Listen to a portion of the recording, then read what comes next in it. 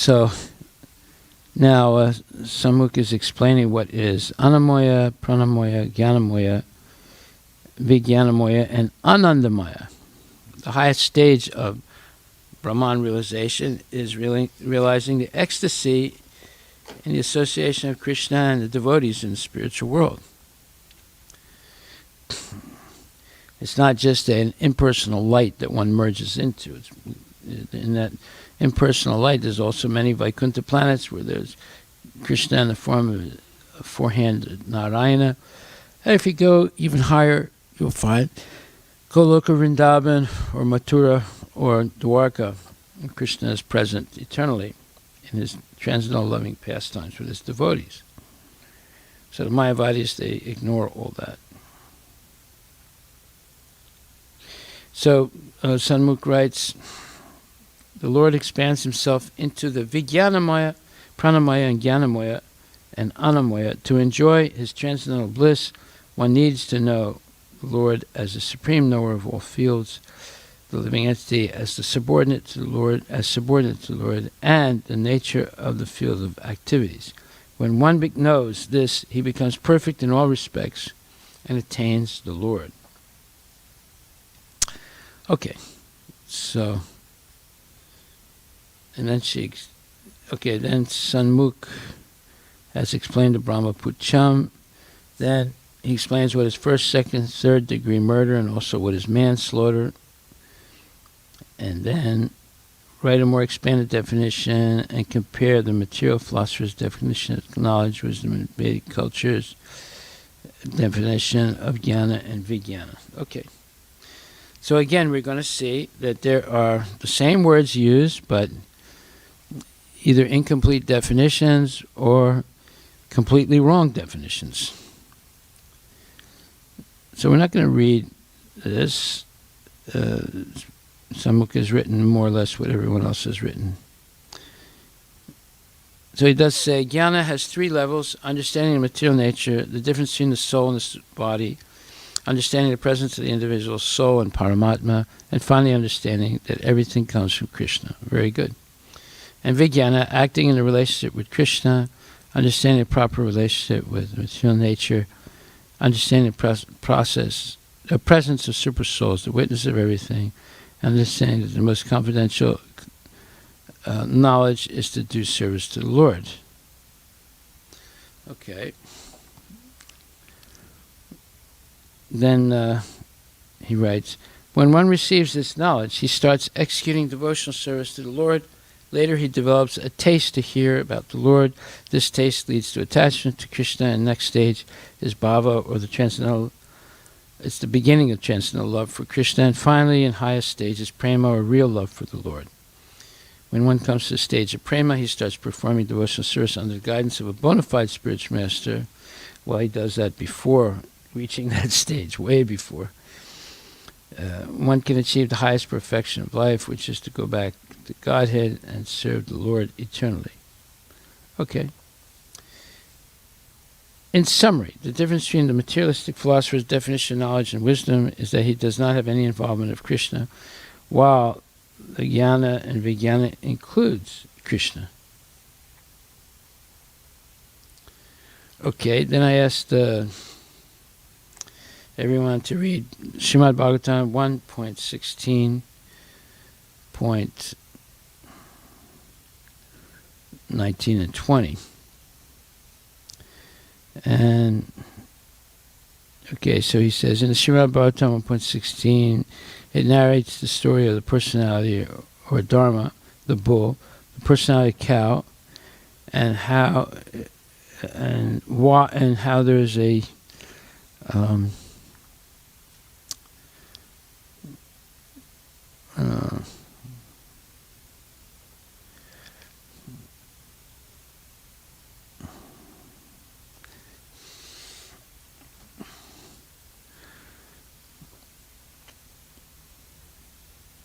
one second.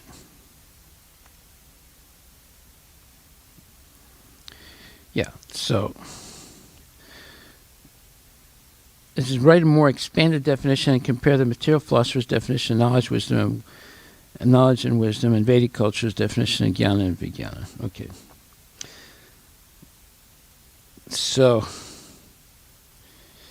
he says, many people try to prove that there is no God, no Krishna, by using their limited so-called knowledge, but all their efforts are gone to waste, as the existence of Krishna is proved by all the Vedic literature, scriptures. Wisdom is also a very confusing topic for the materialistic philosophers.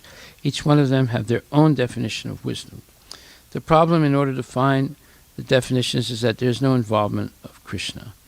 Material knowledge is what we learn from the universities, but this knowledge teaches us the way to become illusioned and go through the cycle of birth and death, causing us to never attain the highest perfection of life. We pay thousands of dollars for the universities, but the result is only limited. The material knowledge in Sanskrit is known as apurna. The material knowledge in Sanskrit is known as ajnana. But all of the questions the materialistic philosophers are unable to answer, the answers are in the Vedas, which translates to knowledge. But instead of teaching us to fall into illusion, this knowledge teaches us to go closer to the Lord. To understand the Lord, we don't need any degrees or doctorate. We just need to have faith in Krishna. Krishna knowledge, according to the Vedic culture, are of two types. Jnana has 3 levels: understanding material nature, the difference between the soul and the body, understanding the presence of the individual soul and Paramatma, and finally understanding that everything comes from Krishna. And then Vijnana, acting in the relationship with Krishna, understanding the proper relationship with the material nature, understanding the presence of the super soul as the witness of everything, and understanding that the most confidential knowledge is to do service to the Lord. When one receives this knowledge, he starts executing devotional service to the Lord. Later he develops a taste to hear about the Lord. This taste leads to attachment to Krishna, and the next stage is bhava, or the transcendental love for God. And the final and highest stage is prema, or real love for God. When one comes to the stage of prema, he starts performing devotional service under the guidance of a bona fide spiritual master, and then one can achieve the highest perfection of life, which is to go back to Godhead and serve the Lord eternally. In summary, the difference between materialistic philosophers' definition of knowledge and wisdom is that it doesn't have any involvement of Krishna, while jnana and vijnana includes Krishna. Okay, good. Then he writes a long thing about Bhagavad Gita 1:16. Okay. So, now we see that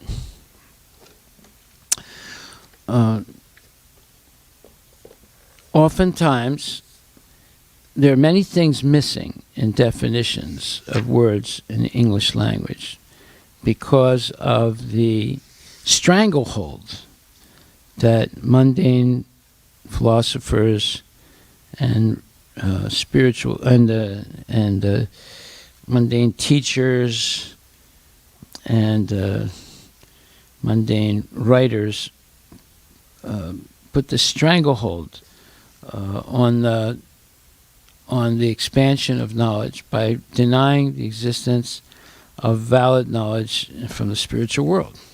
They accept only knowledge of the material world.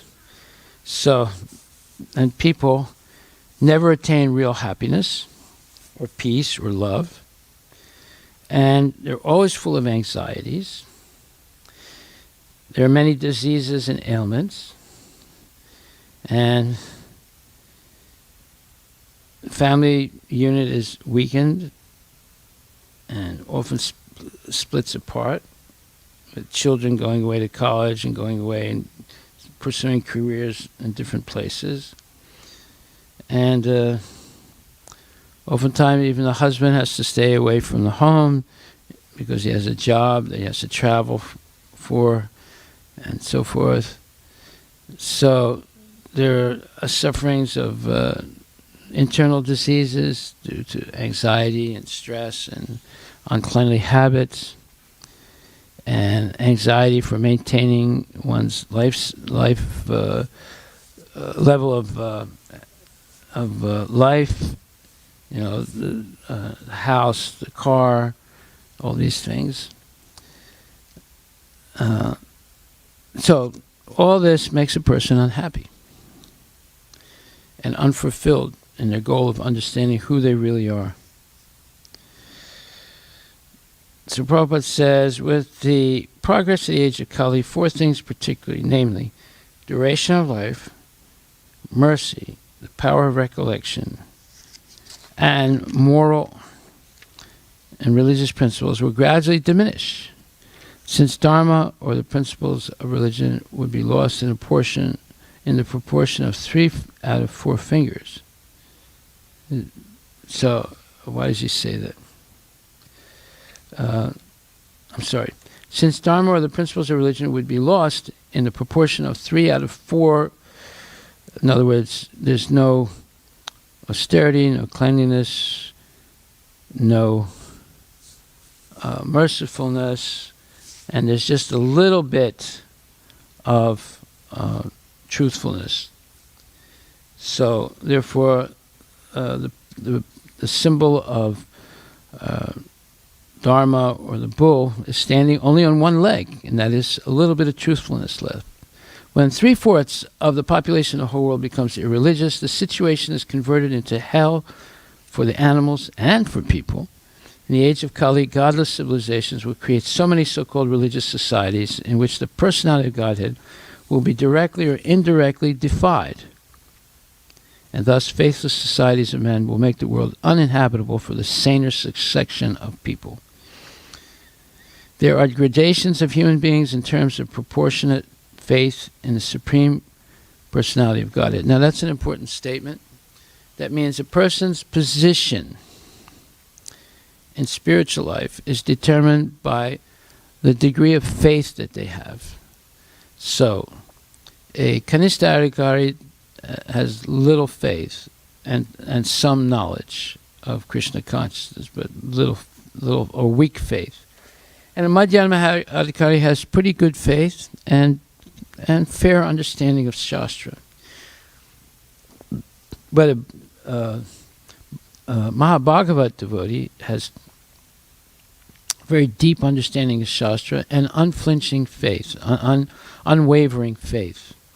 So a person's position in Krishna consciousness or spiritual life is determined by how much faith they have. Faith always precedes knowledge. So now this is another aspect of the science of knowledge. That faith always precedes knowledge. Most people say, no, you have to have knowledge in order to have faith. Not necessarily true. Like, you don't have knowledge if a plane is going to reach its destination safely. But you have faith when you buy the ticket that it will. Otherwise, you wouldn't buy the ticket.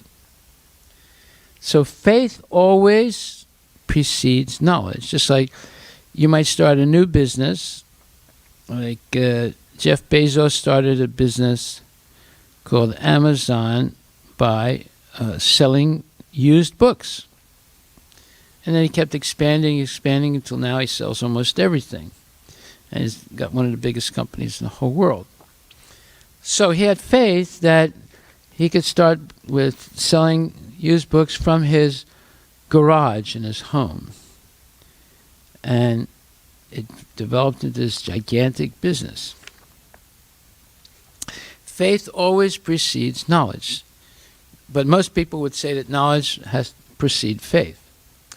So your homework is to research this statement that faith precedes knowledge.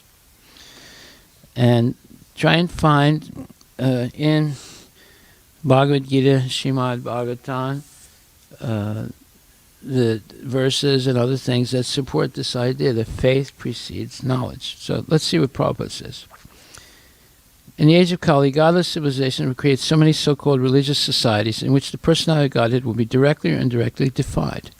And thus faithless societies of men will make the world uninhabitable for the saner section of people. There are gradations of human beings in terms of proportionate faith in the Supreme Personality of Godhead. The first-class faithful men are the Vaishnavas and the Brahmanas, then the Kshatriyas, then the Vaishyas, then the Sudras, then the Mlecchas, the Yavanas, and at last the Chandalas. The degradation of the human instinct begins from the Mlecchas and Chandala state of life, is the last word in human degradation. So now you have levels of human beings. And along with the levels of human beings, you have levels of faith, and you have levels of knowledge, and levels of wisdom. So, what you want to do as part of your homework is, first of all, examine this statement that faith always precedes knowledge. And then secondly, note down the different levels of devotees based on their faith. So you have Kanistadikari, Madhyamadikari, and you have Mahabhagavat devotee, right? And then you also have Brahmanas, Kshatriyas, Vaishyas, Sudras, Mlecchas, Yavanas, and at last Chandalas. The degradation of human instinct begins from the Mlecchas and down to the Chandala state of life is the last word in human degradation. All the above terms mentioned in the Vedic literatures are never meant for any particular community or birth. There are different qualifications of human beings in general. There is no question of birthright or community. One can acquire the respective qualifications by one's own efforts, and thus the son of a Vaishnava can become a Mleccha, or the son of a Chandala can become more than a Brahmana, all in terms of their association and intimate relation with the Supreme Lord. Okay? So, this is 1:16:20, and this is your research homework for, beginning of your research work for tomorrow. Today's Saturday, so tomorrow. You're going to examine this point that faith precedes knowledge, and then one's position in spiritual life and in society is determined by their faith or lack of it. And then it says that the different qualifications of human beings in general, in other words, it says that the degradation of the human instinct begins from the Mlecchas, and the Chandala state of life is the last word in human degradation. All the above terms mentioned in Vedic literatures are never meant for any particular community or birth. They are different qualifications of human beings in general. There is no birthright or community. So we're not talking about black people, white people, yellow people, or green people. We're talking about individuals and their amount of faith. So another place you can do some research on this question of faith, because faith always precedes knowledge, is chapter 17 of the Bhagavad Gita, in which there's a lot of information about this. It says, it explains why there are different religions in the world. Now, Prabhupada just said that in Kali Yuga,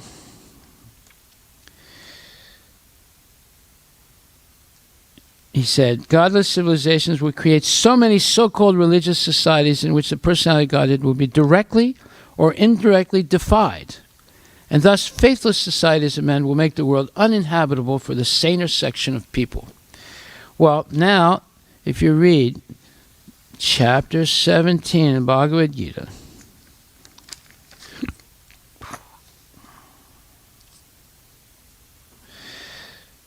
verse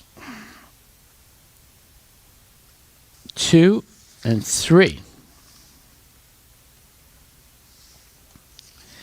you will understand why there are different religions in the world. And you can continue reading 2, 3, 4, 5, and 6, also. And this will give you a clear idea of why there are different religions in the world based on different types of faith. Prabhupada writes in purport to 17.3, he says, everyone has a particular type of faith regardless of what he is, but his faith is considered good, passionate, or ignorant according to the nature he has acquired. Thus, according to his particular type of faith, one associates with certain persons. Now, the real fact is that every living being, as is stated in the 15th chapter, is originally a fragmental part and parcel of the Supreme Lord. Therefore, one is originally transcendental to all the modes of material nature. But when one forgets his relationship with the Supreme Personality of Godhead and comes into contact with the material nature in conditional life, he generates his own position by association with different varieties of material nature.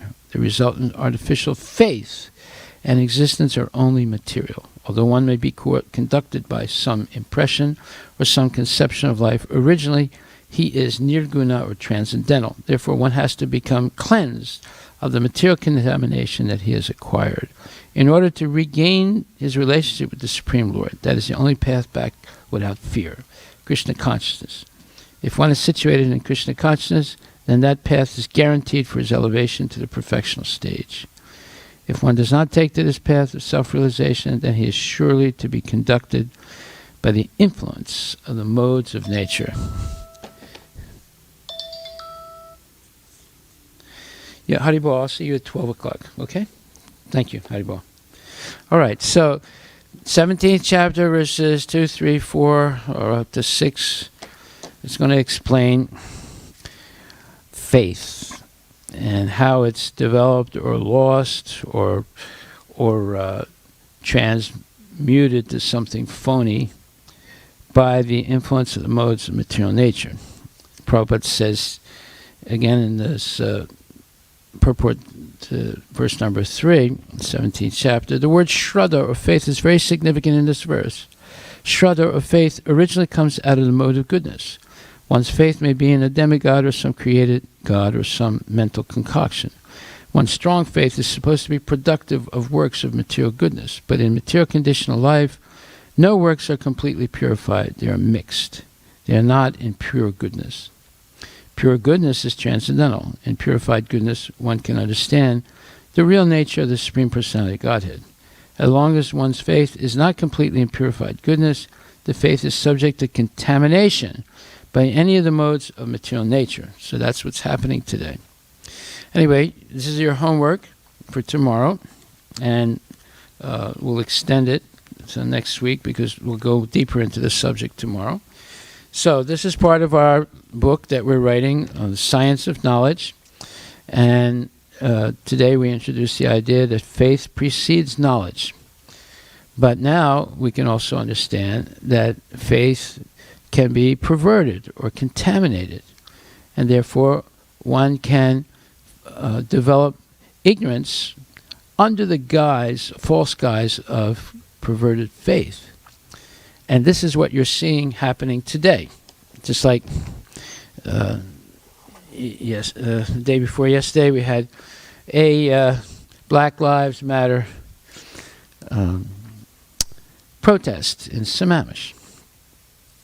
So, we're not going to get into that subject too deeply, but the idea is that you see many young kids have developed a certain faith that they have to protest for what they consider is police brutality, discrimination, unfair discrimination, and unfair, let's say, abuse of black males, and connecting that with the whole history of slavery in the United States and so forth. So what does it result in? Well, it's resulted in some people protesting genuinely, and it's also resulted in murders, looting, theft, and black people beating up white people, and white people beating up black people. So it's resulted in mayhem and revolution or insurrection, which is going on right now.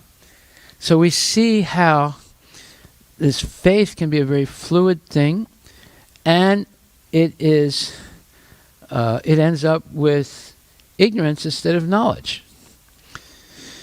Okay, so you see there are many avenues that one can go into when they study this subject of what is knowledge and wisdom, how it differs from jnana and vijnana, and how there are definitions of the same word that are either incomplete or misleading. So this is a subject that if you don't understand knowledge and wisdom and faith through the prism of the Vedic literatures, you get caught up in many misconceptions, and right up to the point of looting and killing due to the misconceptions. So we have to put our faith in what is the source of truth, and that the only real source of truth are Krishna's direct words in Bhagavad Gita, and the words of pure devotees in the Srimad Bhagvatam. If you put your faith in anything else, because faith always precedes knowledge. Knowledge does not precede faith.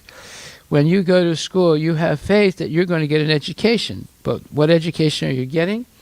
You're being educated in ignorance.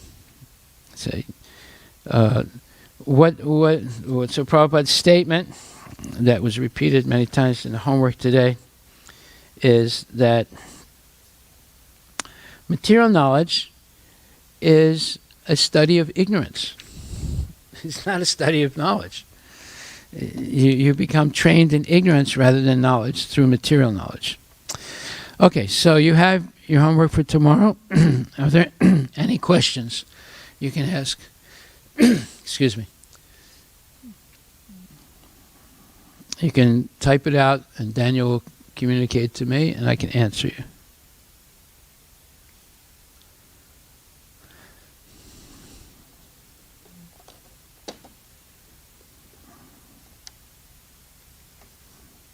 Anything, Daniel? No. Okay. So you have your homework. You have that chapter 17 in Bhagavad Gita. You have verses 1, Canto 1, chapter 16, verse 20. And Canto 1, chapter 17, verse 38. To correct your homework for today.